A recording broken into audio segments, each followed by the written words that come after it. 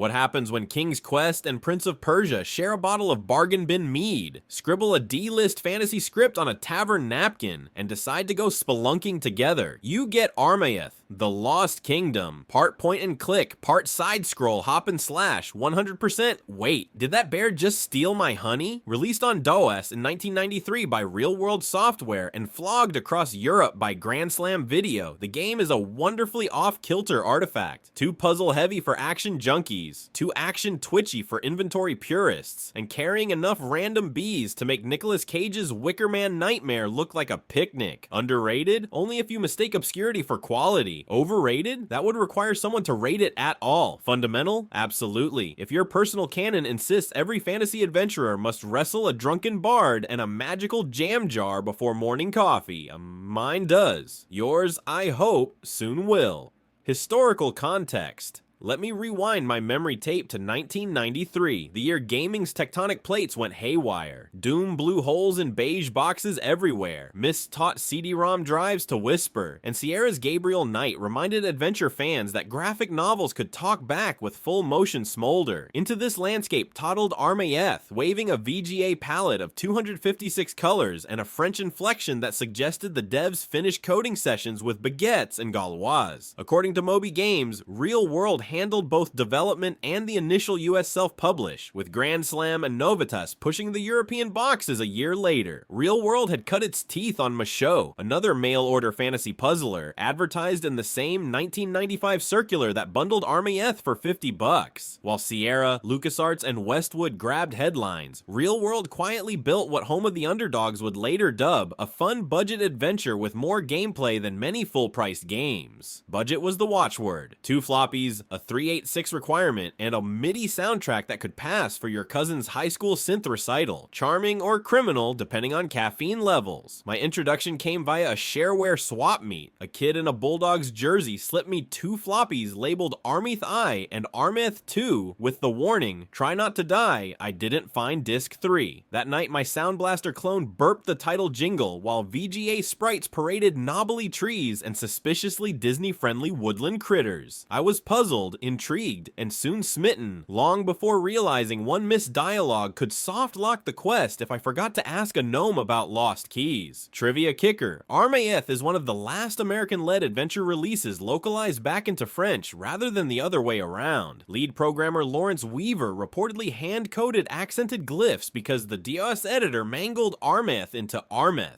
The story survives in a lone Usenet rumor, apocryphal yet delicious, which also explains why NPC barks occasionally slip into franglais. Look out, les chauves-souris. Mechanics boot the executable, and you're greeted by Killian, treasure hunter, roguish hair, suspiciously broad shoulders, looming over a stylized map of Dal Armaëth. A brief crawl sets the premise. Ancient Dwarven Kingdom. Evil forces. Rinse, repeat. Then the UI loads. A side view platform layout crowned by a Sierra-style verb strip. Walk, look, talk, use. Plus inventory stamps lined up like pixel postage. Each region, Forest Edge, Bee Meadow, Dwarf Watchtower, Bandit Caves, acts as a self-contained puzzle box you must exhaust before the exit gate concedes. The design is strictly chapter-driven. Finish one area, watch a parchment flip cutscene, on to the next. Inside though, you're roaming 20+ screens packed with levers, ladders, and conversational landmines. Baron B set piece, our running absurd motif, arrives early. You need honey to lure a cave bat. Problem: the hive hangs over a snoozing brown bear. Your options: wake him, enjoy mauling, climb the tree if you've befriended a traveling juggler who briefly teaches acrobatics, or concoct a sleep potion from mandrake root and swamp water to knock the bear out. That juggler spawns only once and disappears quickly. YouTubers still curse missing the moment. Controls: arrow keys walk and climb, down crouches, space swings Killian's short sword in an arc, whose hitbox obeys eccentric dwarven geometry.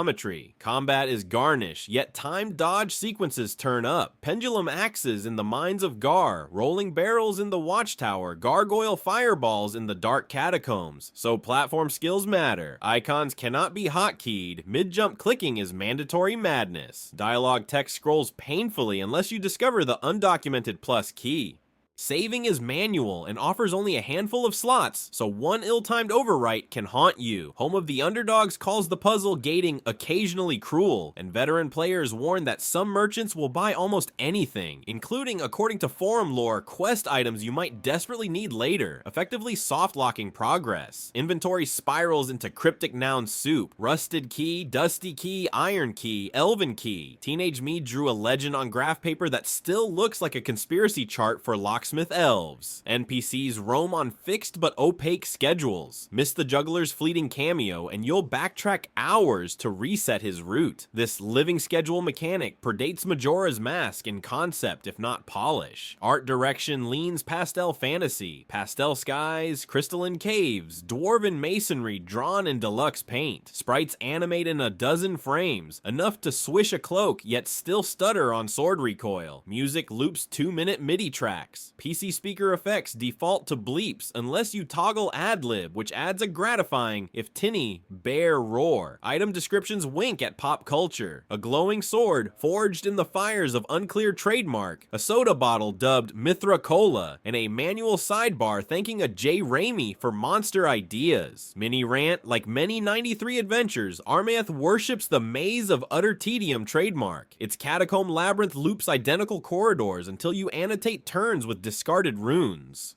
Random skeleton ambushes chip health. The exit appears only after snagging a near-invisible crystal. In 94, I nearly rage quit here. Replaying now, it's shorter than memory, yet twice as dull. Mazes are not content, they're filler goblins. Legacy and influence. Why did Armaëth vanish while Monkey Island hit museums?